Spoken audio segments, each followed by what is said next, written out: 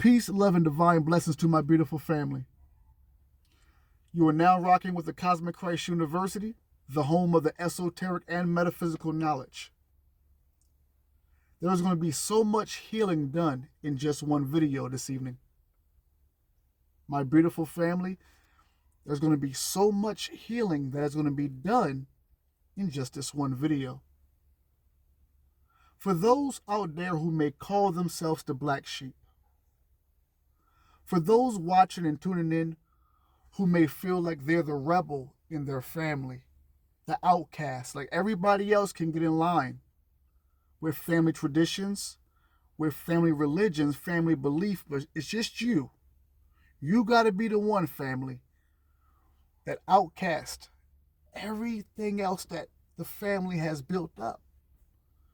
You and your spiritual beliefs, you and your intuition. This presentation, as you can see by the title, is going to resolve family issues in one video. This video is going to allow you as an individual to understand your family, but most importantly, understand the importance and the mission, especially now, to knowing who you are individually. Because once you do that, you can graduate spiritually. So I'm going to say this again before I go into this amazing presentation.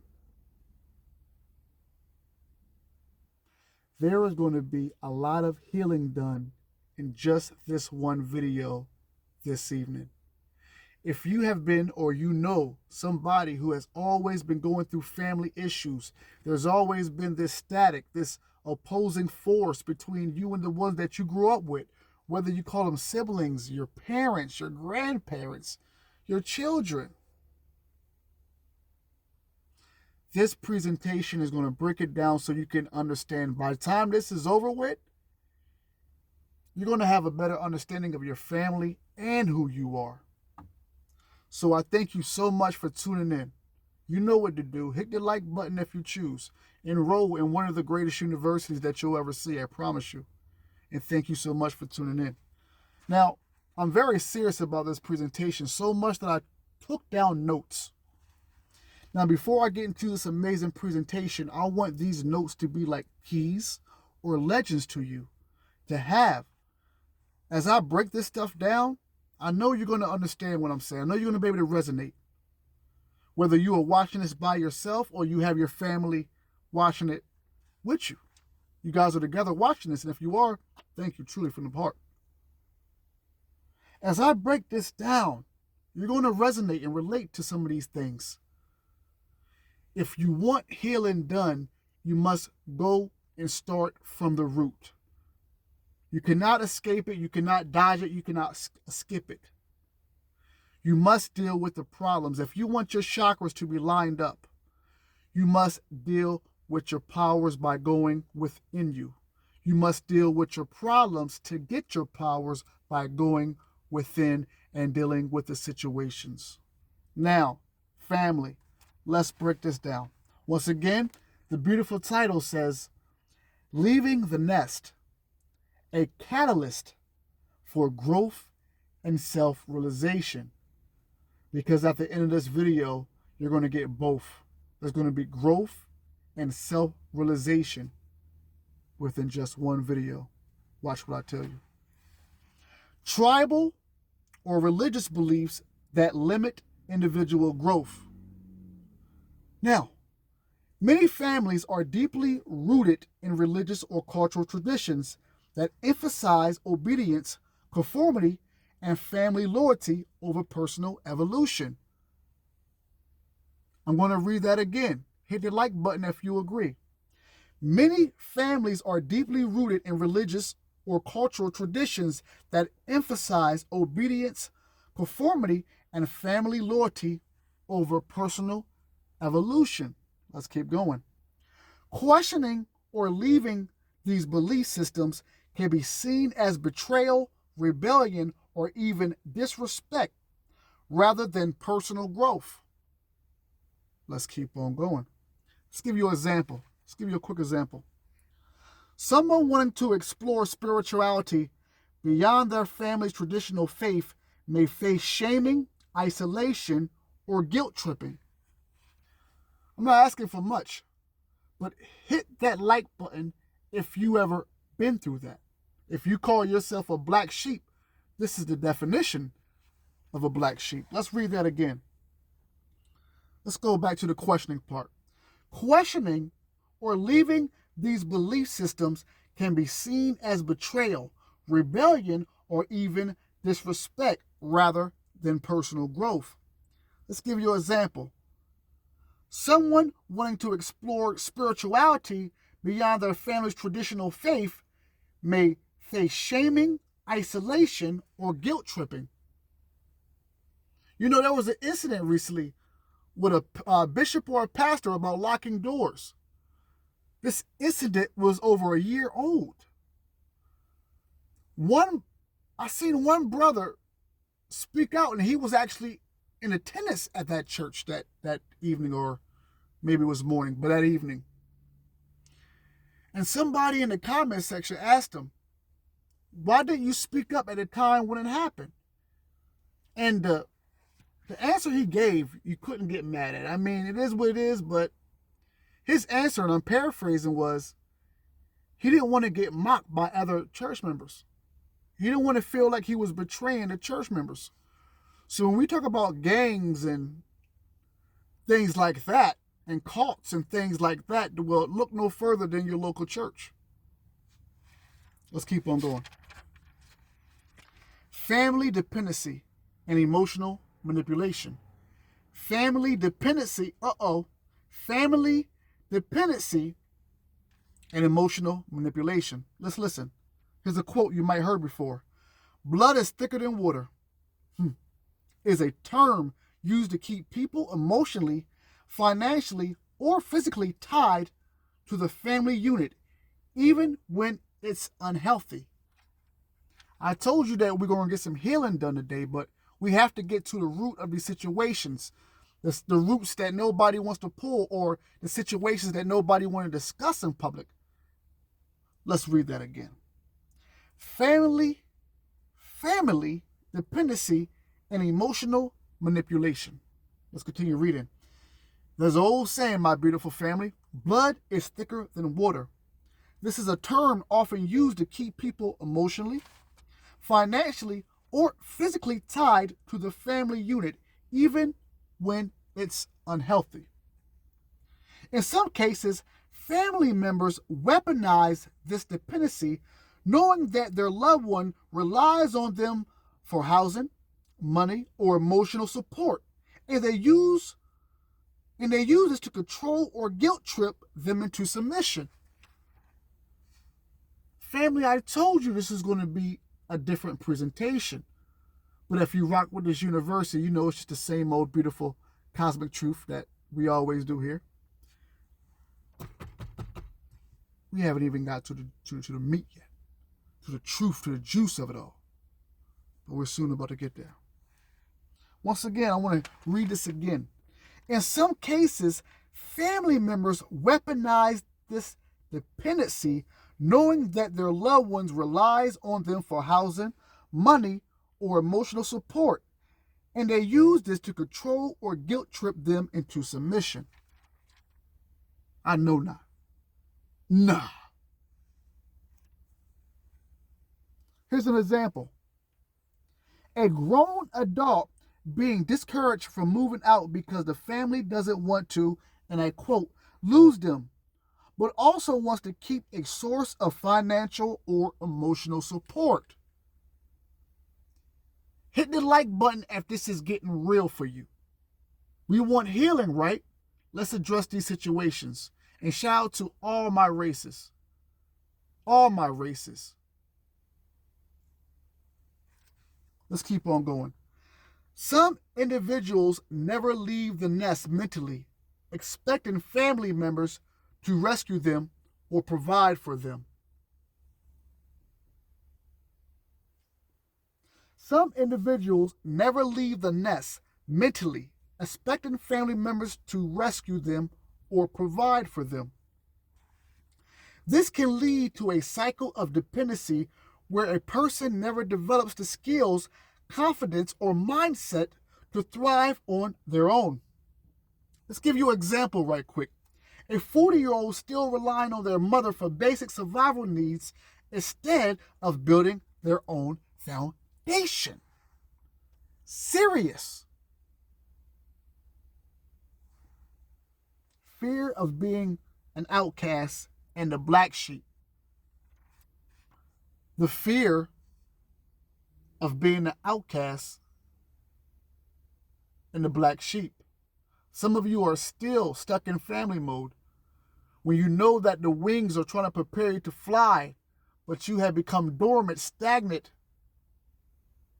by denying yourself, and most importantly, feeding into the negative thoughts and the negative belief systems that you have been bred with through your family. Once we get into this presentation, it's going to crack every code.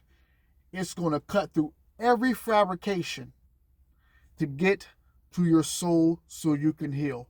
But first, we're just getting to the root of everything. And thank you for your patience. Let's read that again, family. Some individuals never leave the nest mentally, expecting family members to rescue them or provide for them. This can lead to a cycle of dependency where a person never develops the confidence, or mindset to thrive on their own. Here's an example. Once again, a 40-year-old still relying on their mother for basic survival needs instead of building their own foundation. Now we're back to fear of being the outcast and the black sheep. The fear of being disowned, isolated, or seen as ungrateful keeps many people from pursuing their own life path. Hit the like button if you can agree. Hit the like button even if it's not you, but you know somebody like this. If we're going to do healing the right way, then this is how we heal as a family. I told you I'm your brother, Cosmic Christ brother. This is the work we do here. We are all one here. We heal now. The fear of being disowned, isolated, or seen as ungrateful keeps many people from pursuing their own life path. Let's keep reading. In a lot of families, collectivism is often emphasized over individualism, meaning stepping away can feel like a betrayal to the family legacy. I'm almost done with this part. Here's an example of what I was just talking about. Someone wanting to start a business or move away being met with negativity, doubt, or manipulation to keep them in place. Generational guilt and sacrificing for the family mentally. Let's quickly discuss generational guilt and sacrificing for the family mentally. There's a belief that elders sacrifice too much for the younger generation for them to go, and I quote, do their own thing without paying homage or giving back. There is a belief that elders sacrifice too much for the younger generation for them to go, and I quote, do their own thing without paying homage and giving back. We have seen a lot of that.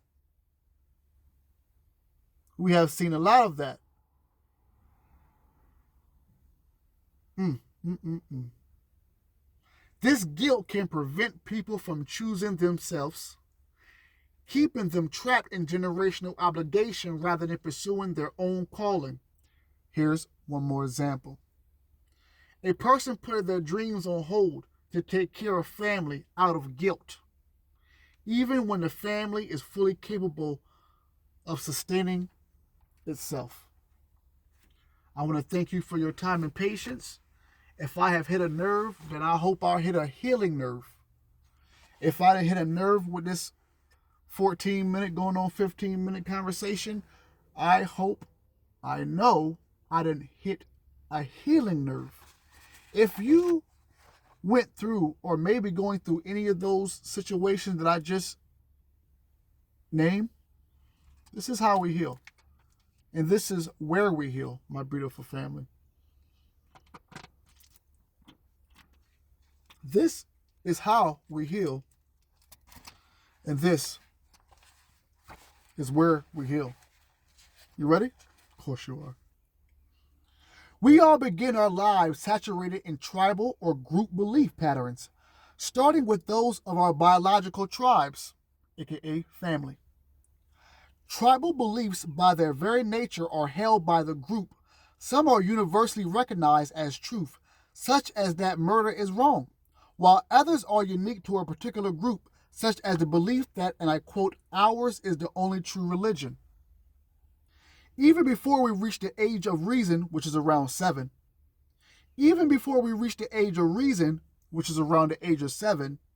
our energy circuits have been connected to the tribal belief patterns through the influence of our tribal elders, parents, teachers, religious, and political leaders.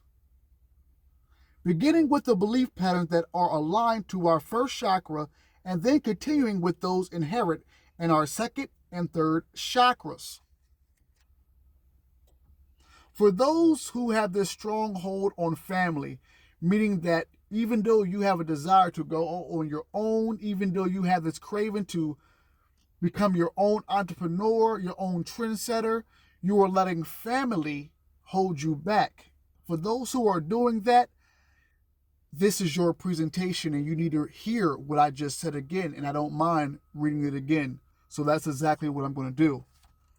We all begin our lives saturated in tribal. How many of us, once again? We all begin our lives saturated in tribal or group belief patterns, starting with those of our biological tribes.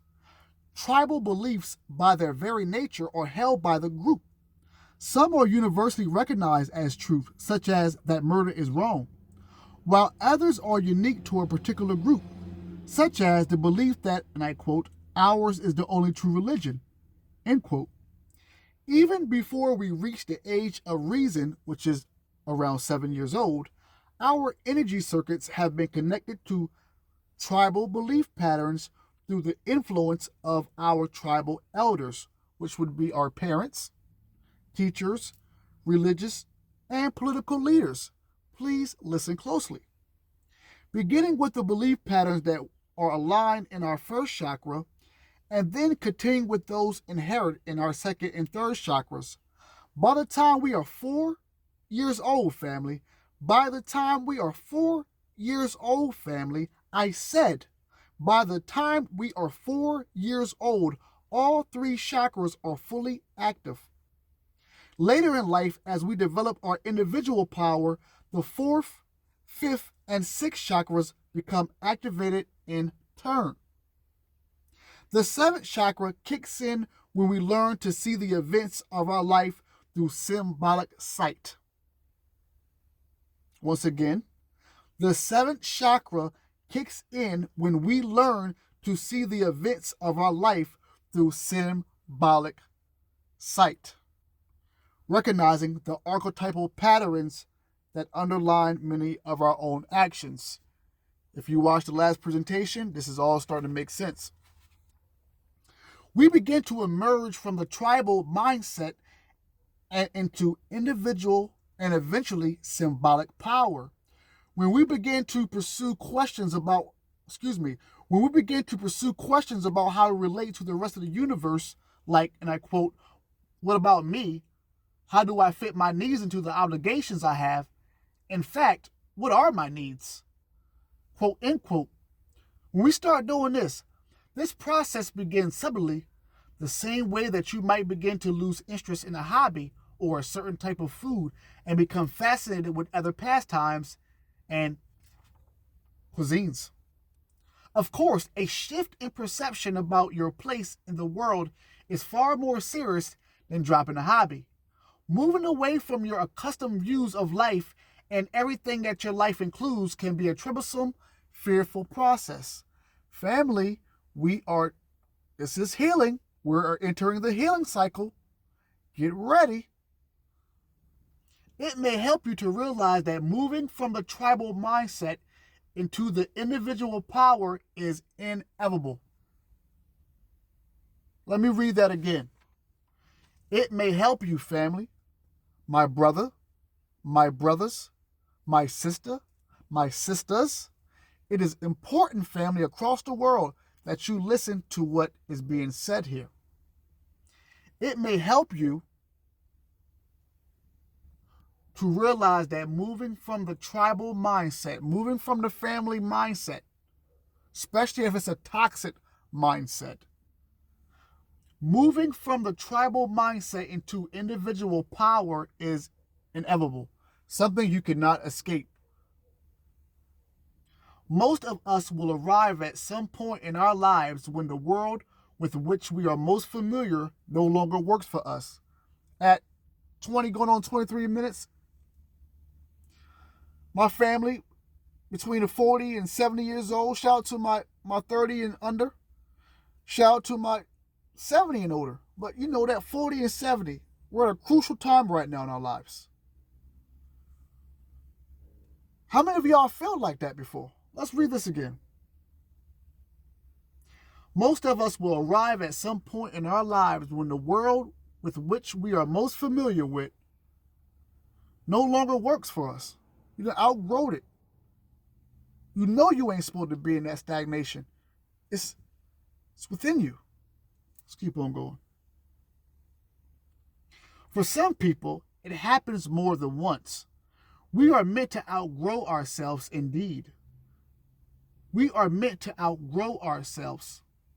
Indeed, we can no more avoid this development than we can stop the aging process. My gosh, my gosh. Family, 20-some minutes. Are you okay out there? Are you all right out there? This is healing. Look around. You have nobody to judge you. You have nobody to say anything negative about you when you come into the Cosmic Christ University. This is healing for you. This is healing for all. One more time, family. Thank you for your patience. We are meant to outgrow ourselves, family. Indeed, we can no more avoid this development than we can stop the aging process. Let's keep going. The only question is how gracefully and how healthily. I know that's right. The only question is how gracefully and healthily we will handle the transition. Sometimes the catalyst is an emotional or inner crisis, and sometimes it is simple life choice that ultimately leads us in a direction we didn't anticipate. Inevitably, each of us will reach the moment when the place where we have felt most comfortable becomes so uncomfortable that we feel as if we are suffocating in the stale air of our own history. Oh, yeah, I'm definitely going to read that part again, but I just want to sit back and chill with my family for a few seconds. Just want to sit back and chill with my family because as I say this, I know that you watch it can relate. Whether it's family, whether it's the workplace, whether it's relationships, places that you have been familiar with for years, probably your whole life. It's just that you need to grow. And if you don't yourself bring on that growth, there's going to be something within you, that inner world that Christ was talking about, that's going to push that fire inside, that's going to ignite, that's going to motivate and push you to end up doing something or bring somebody around or bring a situation in your life, in your relationship or somewhere that's going to motivate you or push you to move regardless. It may be uncomfortable, so you might want to do it yourself. Let's read that again, family, one more time, and I thank you truly for your patience. We are meant to outgrow ourselves.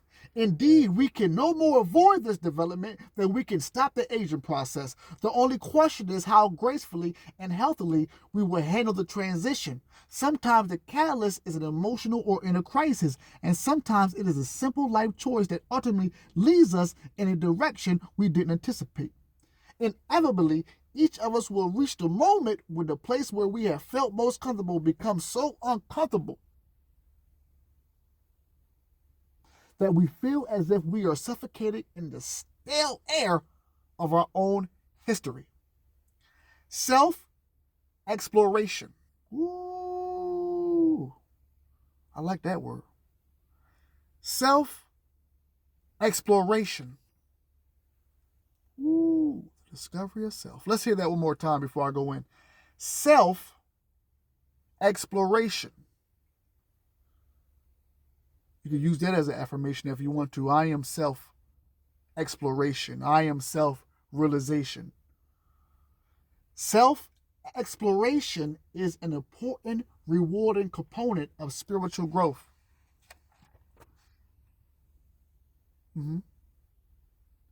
Feel good about yourself, family. Some of you out there, I love you so much, but you find every reason to feel bad about yourself. But that one feeling that's just waiting on you that can improve the good feeling. And we're not worrying about what the outside world looks like, because your true world is within you. So this is what I'm saying, family. You could say you don't know me from a pot of piss, but we are all one from the Divine Mother and Father, first and foremost. We've been there. We've been there. You were not alone. Stop putting yourself down. Find that divine spot within you. Shout out to Adam Sandler. I think they're about to do another Happy Gilmore. The happy place. You do have a happy place. But some of you rather just let the negative energy come inside and overpower that divine essence. But we're healing today. And if you're ready to be healed, guess what? You ain't got to go to nobody church and put no money in nowhere. Just go within yourself. That's all. That's it. Self-exploration is an important, rewarding component of spiritual growth, my family. Yet the opportunity to know ourselves often scares us because, as we saw with the second myth about healing, we associate the pursuit of self-knowledge with grueling loneliness. We are tribal by design. We are so used to being around family, so used to be associated with family, just the thought of not having nobody on our side, even if it means self-growth and self-realization, self-development. The feeling of being alone, you can relate to that, family. Like I said, for those who hit the like button and can relate, I thank you so much. And for those who don't want to hit the like button but still understand it, I get it. So no matter what, I appreciate y'all regardless. Yet the opportunity to know ourselves often scares us because, as we saw with the second myth about healing, we associate the pursuit of self-knowledge with grueling loneliness. The author says we are tribal by design. Of course, but we are meant to learn that all of life is an extension of our tribe. Not only does people relate to us genetically, not only those people related to us genetically or those closest to us through friendship or acquaintanceship. Let me read that again. We are tribal by design, of course, but we are meant to learn that all of life is an extension of our tribe. Not only those people related to us, family, genetically, or those closest to us through friendship or acquaintanceship. You hear people say all the time, man, shoot, I got family that's not blood, that's more blood than my blood, right? Hit the like button if you ever said that. Shoot, I got family that's not family that I call blood more than my blood, right? Consciousness means becoming aware that we are all a part of one thriving energy system. Minister, what did you say? No problem, I can read that again. Consciousness means becoming aware that we are all a part of one thriving energy system. The Prophet Muhammad, peace be upon him. The Prophet Muhammad, peace be upon him. The Prophet Muhammad, peace be upon him. Krishna, Christ, they were trying to teach the people of their time about consciousness and trying to evolve the people's consciousness and connect them to their higher consciousness. We are now in the age of Aquarius, entering a quantum mind where, whether you like it or not, there is a spark that has been ignited And wherever your consciousness is where you're going to be. So let's read that one more time. Consciousness means becoming aware that we are all a part of one thriving energy system. We learn this by getting to know ourselves apart from familiar circumstances that allow us the safety of illusion, such as believing that someone will always be around to take care of us and to make our decisions for us. I do want to read that again. I want to make sure we are clear on this. Consciousness, family, means becoming aware that we are all a part of one thriving energy system. Remember, we come from the one source. We learn this by getting to know ourselves apart from familiar circumstances that allow us the safety of illusion, such as believing that someone will always be around to take care of us and to make our decisions for us. Let me stop there. I don't know, you might be the family member, but how many family members that you know that say if you come from the country, say if you come from a small town, and you may have a cousin or an uncle or a brother or a sister that left the nest, and man, soon they left the hometown, thriving. They got a better job, better house, better car. It's because they took that chance. They took that risk. They betted on themselves and they won by separating themselves from the familiar of being around family, being around family tradition, being around certain beliefs. It's not saying that they disconnected themselves from the family, because if anything, family, once you are able to do that and you can step outside the regular circle and cycle of family tradition and family beliefs and some family toxicity, then once you separate from that, you will now be able to sit back, like George Gurdjieff says, and the observer becomes the observed, or the observed can peep the observer, or you know what I'm saying here. The observer can see the observed. And you got a bigger picture of yourself. You got a bigger picture of your family. So now when you go back, the love is a lot more now, because you can understand your worth, and you can actually sometimes become a bigger blessing for your family, because now you may got that little cousin, or you may got that little sister, little brother, like, man, they did it, so I can do it. So sometimes that's what it takes, that one black sheep, that one person to go ahead and do that. Let's keep on going. Living with such beliefs prevents us from discovering the content of our own minds and hearts. I just want to read that again, once again, in its entirety. Conscious means becoming aware that we are all a part of one thriving energy system. We learn this by getting to know ourselves apart from familiar circumstances that allow us the safety of illusions, such as believing that someone will always be around to take care of us and to make our decisions for us. Living with such beliefs prevents us from discovering the content of our own minds and hearts. So we are usually not permitted to live through another mind for long. Conversely, we are not usually permitted to interfere indefinitely in another person's needs and right to journey inward to separate and individuate whether that person a spouse, child, or friend. And yes, I'm going to read that again because I want to make sure I'm clear and we're clear and everything's clear. Living with such beliefs prevents us from discovering the content of our own minds and hearts. So we are usually not permitted to live through another's mind for long. That's not something we're supposed to be doing, right? Conversely, we are not usually permitted to interfere indefinitely in another person's needs and right to journey inward to separate and individuate whether that person is a spouse, child, or friend. We are meant to learn about the power of our thoughts and feelings and thereby to discover the greater degree of choice that is inherent in their power. I want to slow this down and read this briefly. We are meant to learn about the power of our thoughts and feelings and thereby to discover the greater degree of church that is in...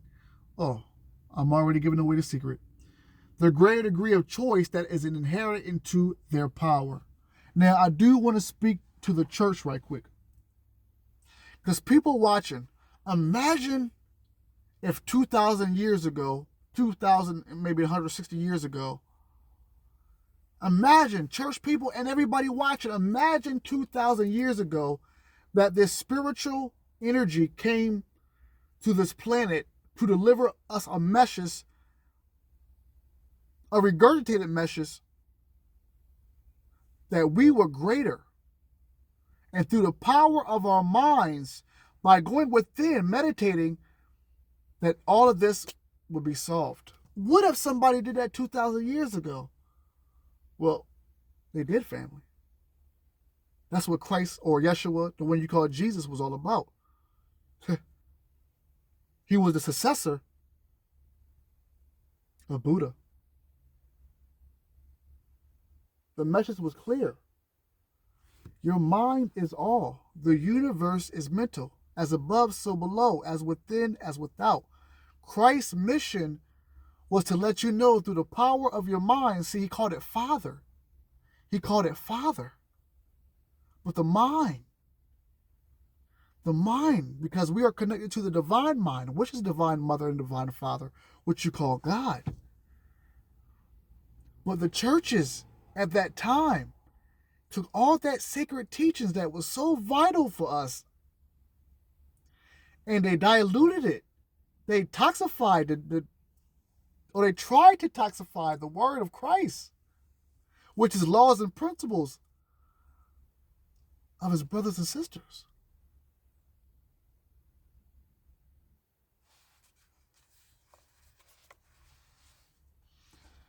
We are meant to learn about the power of our thoughts and feelings and thereby to discover the greater degree of choice that is inherited in their power. Choice is born out of opposing polarities. Let's read this again, minister. Choice is born out of opposing polarities. Minister, one more time, please.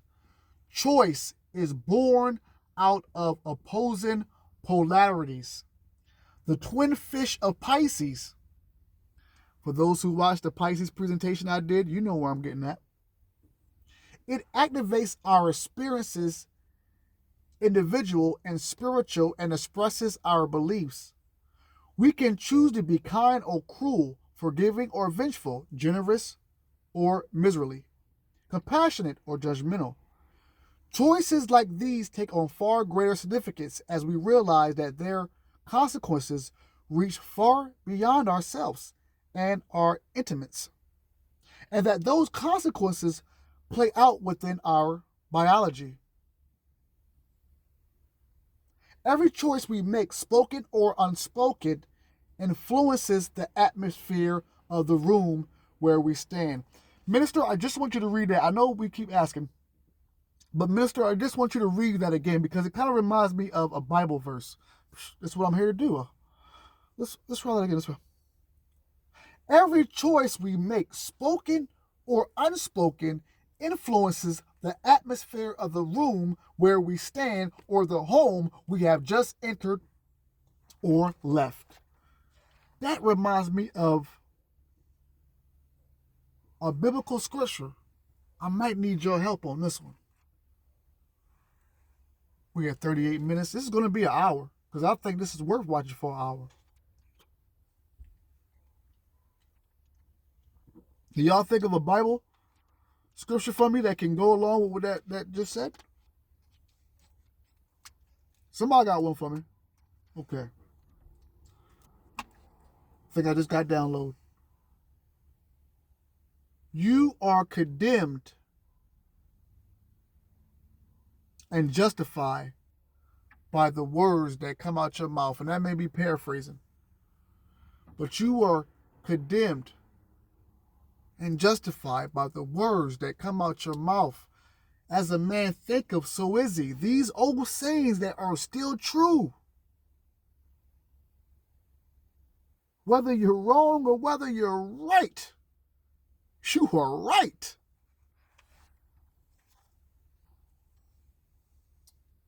Choices like these take on far greater significance as we realize that their consequences reach far beyond ourselves and our intimates.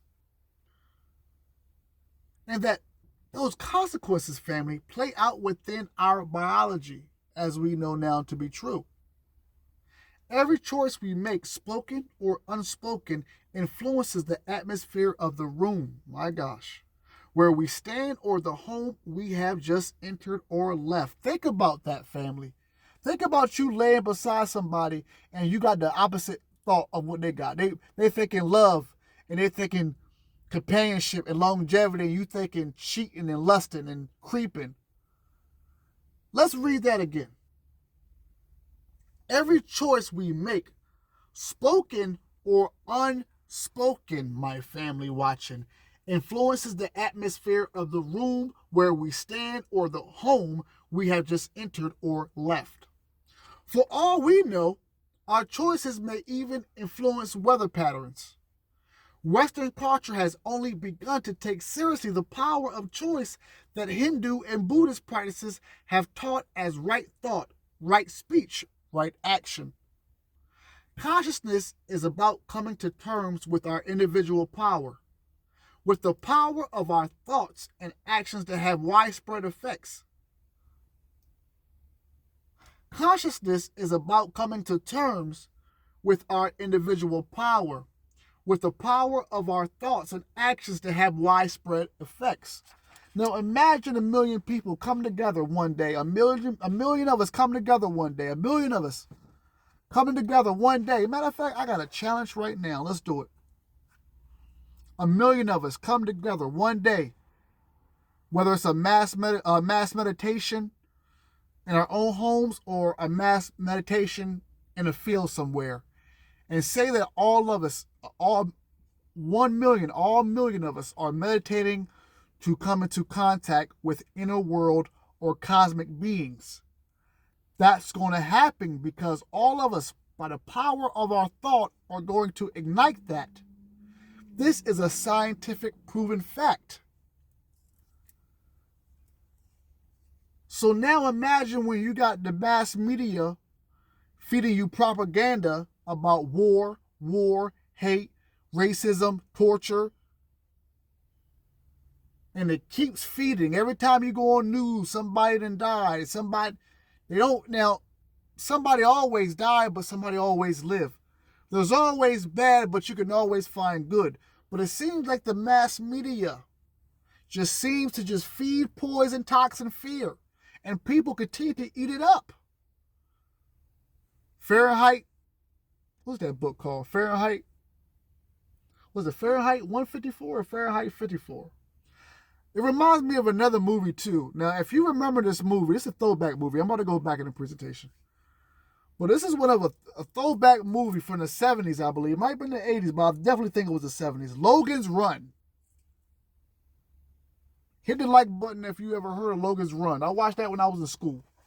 A 70s movie that has some truth. It's one of those futuristic old school movies, but those 70s futuristic movies was really letting you know what was going down. So let's keep going. I thank you for your patience. Like I said, we're going to do an hour. A solid hour. We healing. You are now getting to the root, pulling the root out. You will now be able to sit back and say, that's what it was. That's what it was. And you can heal off of this if you choose to.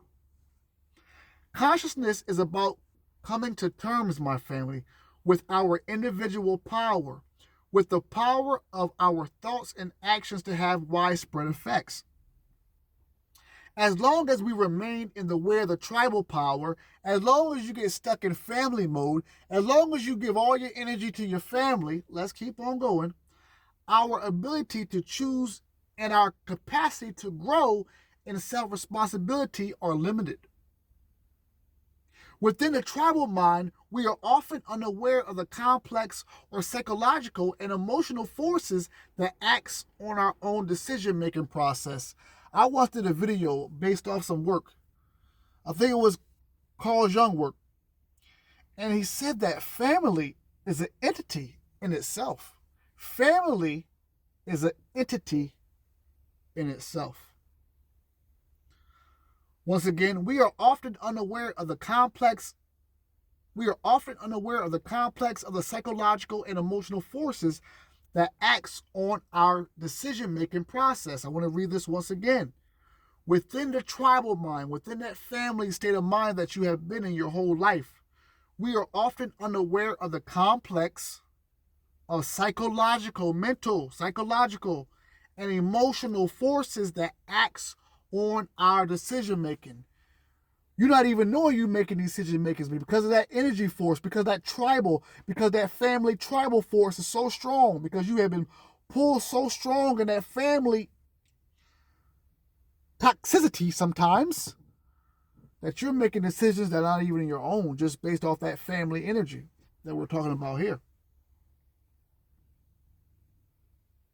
We tend to make decisions by reactions or habit. Huh? Say that again, minister. We tend to make decisions by reactions or habit. But as we begin to explore ourselves, family, here's the good part. See, there's healing after, there's sunshine after the rain. But as we begin to explore ourselves, family, we gradually expand the way we define ourselves and our role in life. We tend to make decisions by reactions or habit. But as we begin to explore ourselves, we gradually expand the way we define ourselves and our role in life.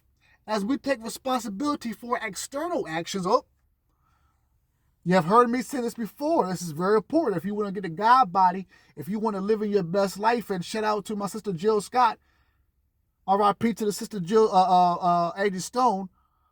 But like Jill Scott said, living your life like you're golden. You understand what I'm saying? Angie Stone, beautiful sister, R.I.P. The sunshine has come. No more rain, no more clouds. If you want that Jill Scott, living your life like you're golden, shout out to the two beautiful sisters, then you got to do the work. You got to take responsibility, accountability. Let's go back in.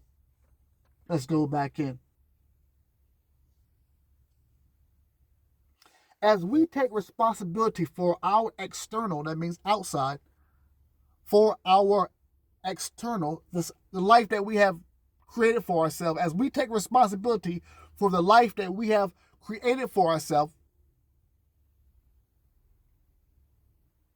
as we take responsibility for our external actions, as well as for our thoughts and attitudes, we begin to see our energy connection to others and to the vital life force itself. For the sake of our personal evolution, we need to extricate ourselves from the grip of tribal power. Minister, I know it's almost going on 1 hour, but can you repeat that again? No problem. For the sake of our personal evolution, for those who've been watching, is that 48 minutes? For the sake of our personal evolution, we need to extricate ourselves from the grip of tribal or family power, to break down and break through our psyches and to come into contact with our shadow side. This is also known, what some people call shadow work, as the ancients, as the Magi's knew as the dark night of the soul. For all my spiritual people, they say the spiritual people already been through hell. You call it shadow work. The ancient and Magi's, it was initiation. That shadow work was an initiation. That initiation was called the dark night of the soul. Let's keep on going. For the sake of our personal evolution, once again, we need to extricate ourselves from the grip of the tribal/family power, to break down and break through our psyches and to come into contact with our shadow side. The polarities of Pisces and of individual power symbolize that there is no simple answer to anything, that every virtue has its shadow. As the Lord said to the prophet Isaiah near the end of the age of Aries, and I quote, I form the light and I create the darkness. I make well-being and I create disaster.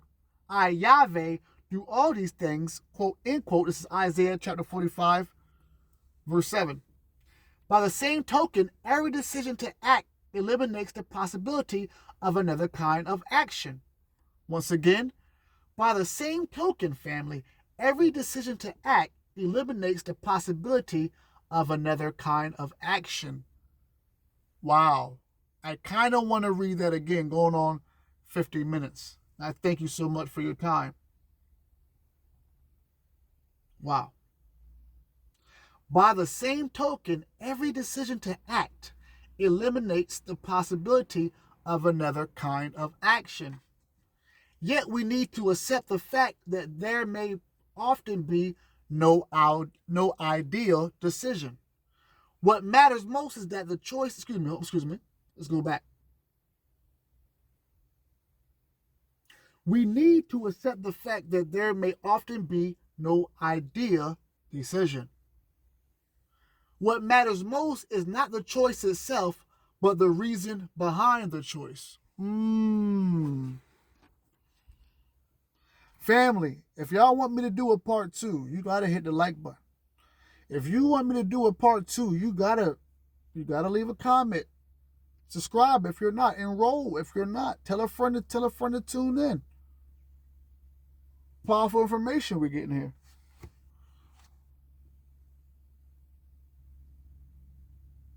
What matters most is not the choice itself, but the reason behind the choice. If we choose something out of fear, the result of our action may be unsatisfactory and unstable.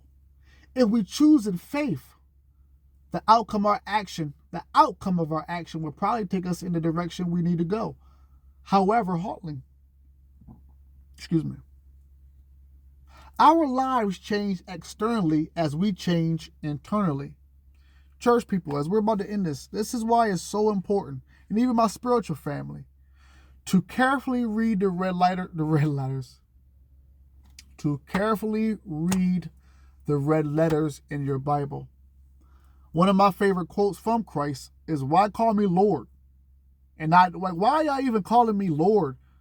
Your Savior. You're not even doing what I asked you. I told you to go within. The kingdom of heaven is within you. First seek ye righteousness, first seek ye kingdom, and all righteousness will be added to you. But you're not even going within. You're not even meditating. And I believe it was Isaiah. I came face to face with God, and it was the pineal. It's talking about the pineal gland, the pituitary gland, the third eye, the seat of the soul. But you still want to pray something outside of yourself. So you're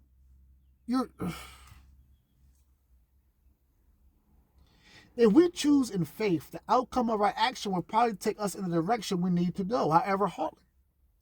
Our lives,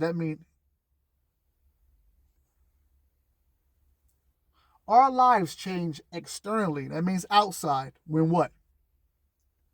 As we change internally. If you didn't know, now you know. If you're not happy with where your life is, and we're about to end this, if you want a part 2, you know what to do.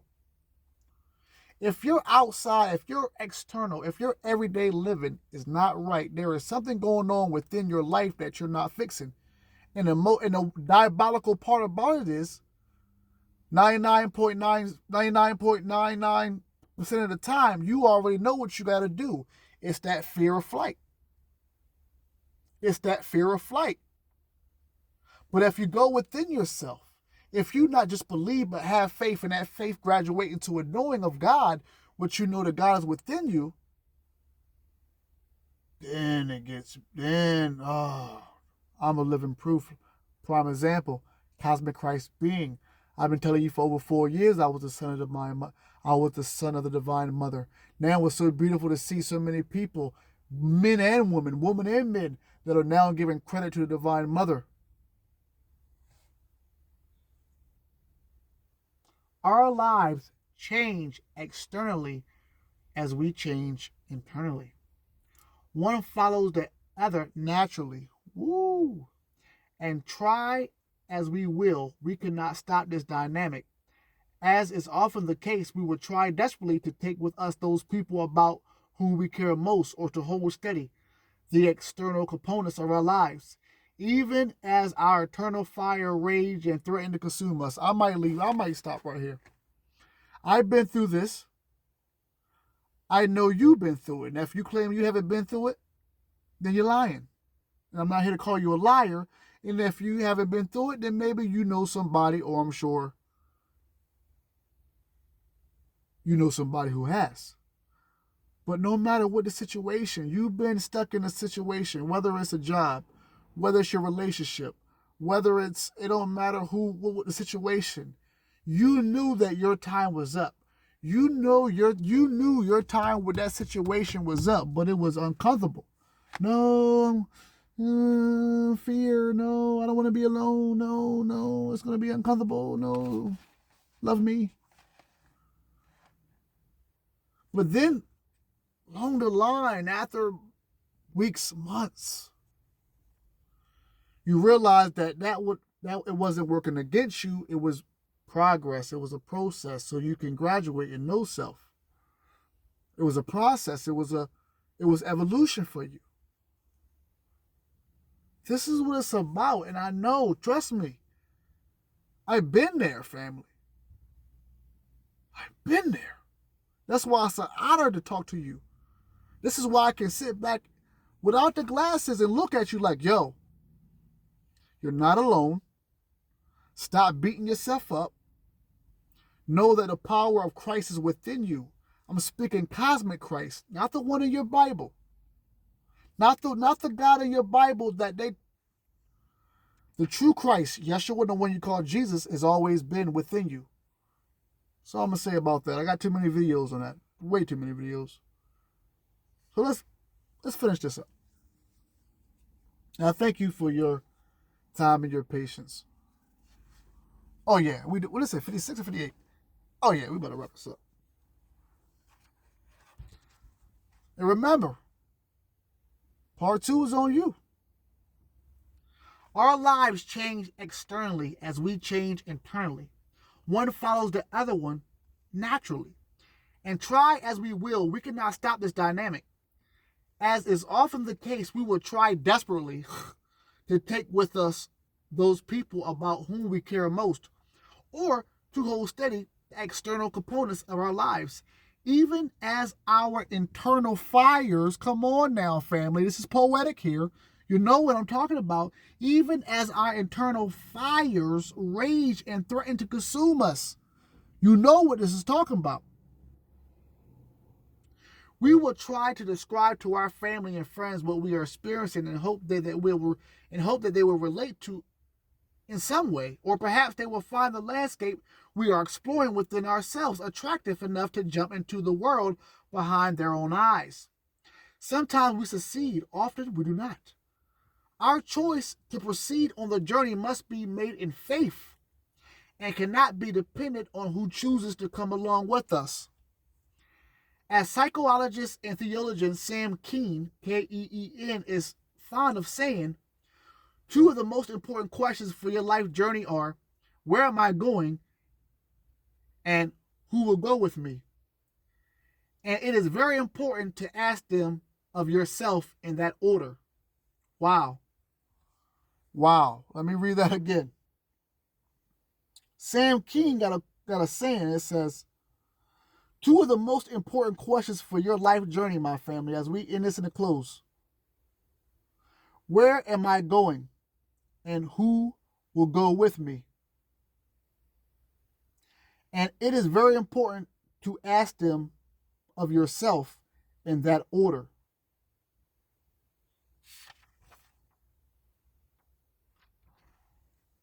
You know what? Just a little bit more.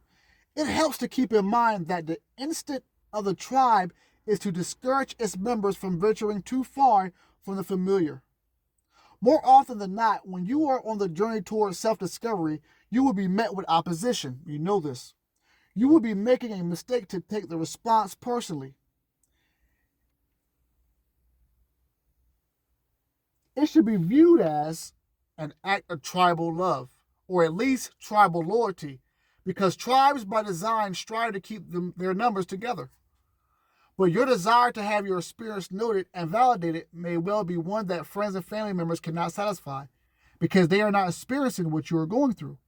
They may have trouble understanding your isolation when they are still surrounded by those they love. They have no need to penetrate into deeper meaning of their own lives when they are happy living at the surface.